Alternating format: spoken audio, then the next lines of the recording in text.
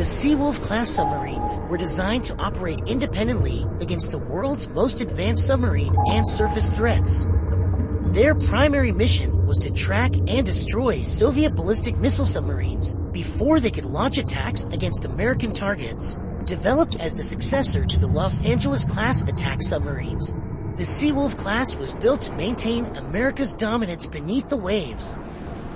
These nuclear-powered fast attack submarines are widely regarded as the pinnacle of submarine design. Although only a small number were built, they remain among the most capable submarines ever constructed. In many respects, the Seawolf-class is the F-22 Raptor of submarines, widely considered the best of the best. Simply put, the Seawolf-class may have been the world's best, but excellence came at a price. Costing around $3 to $3.5 billion per submarine, it was simply too expensive for mass production.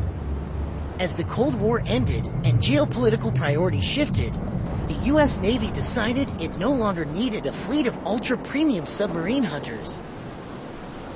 The U.S. Navy rarely talks about its submarines. After all, a submarine's greatest advantage is its stealth, and among the Navy's fleet of roughly 70 submarines, the Seawolf and her two sister ships, USS Connecticut and USS Jimmy Carter, are among the most secretive. These boats often deploy for months at a time with little or no public notice.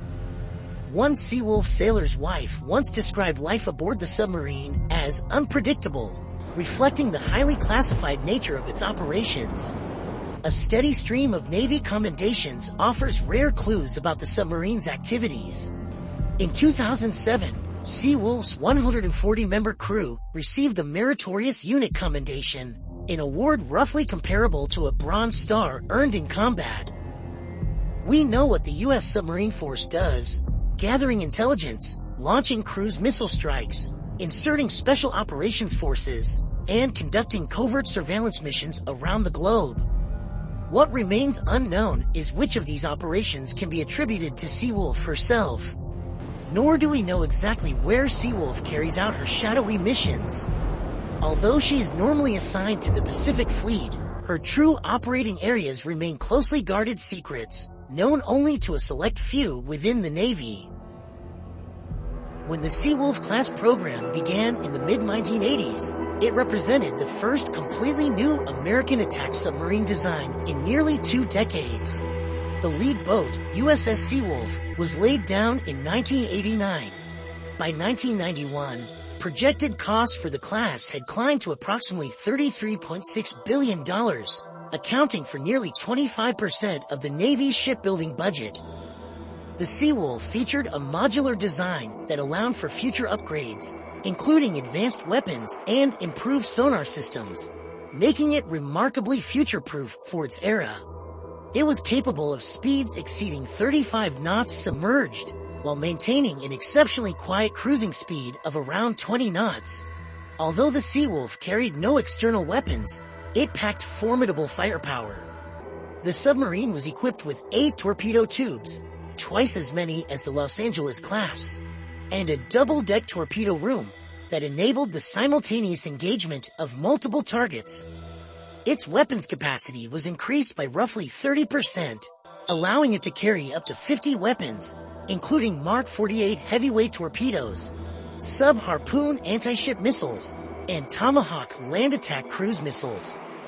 The class also featured a reinforced sail that allowed operations beneath the polar ice cap and offered one of the highest submerged speeds of any U.S. submarine ever built.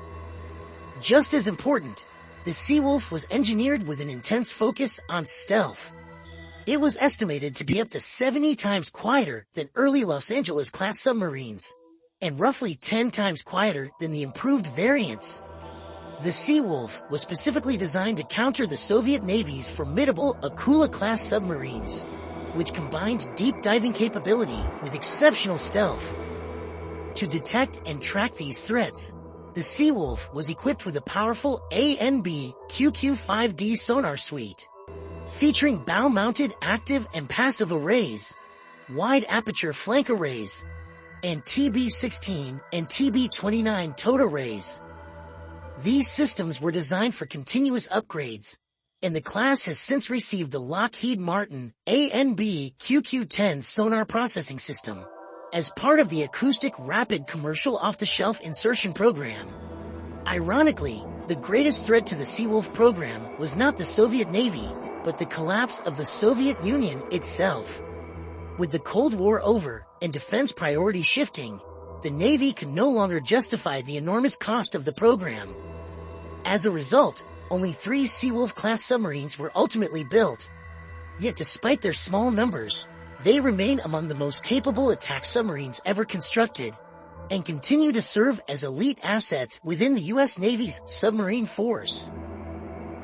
On August 2020, the lead boat of the class, USS Seawolf, made a rare visit to northern Norway, conducting what the U.S. Navy described as a brief stop for personnel near Tromsø. The visit drew considerable attention due to Tromsø's proximity to Russia's strategically important Arctic waters. At the time, USS Seawolf was operating under the command of the U.S. Navy's 6th Fleet, headquartered in Naples, Italy. Her appearance so far north underscored America's commitment to maintaining a strong undersea presence in the Arctic and North Atlantic regions. USS Seawolf's deployment provides persistent and clandestine undersea forces worldwide to execute our unique missions with unrivaled readiness, said Vice Admiral Daryl Cottle, commander of submarine forces. Our undersea warriors are the best in the world at submarine warfare, and are equipped with unmatched capabilities designed to strengthen our Navy and multiply the joint forces' effectiveness in both competition and conflict. Rear Admiral Anthony Carullo, commander of Submarine Group 8 and Task Force 69, echoed those remarks. The arrival of Seawolf complements our already robust undersea warfare capabilities and demonstrates our continued commitment to providing maritime security and deterrence throughout the region, he stated.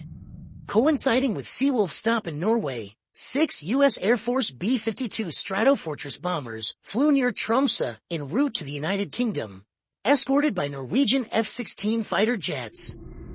The simultaneous presence of strategic bombers in one of America's most capable submarines highlighted the growing importance of the Arctic as an arena of strategic competition.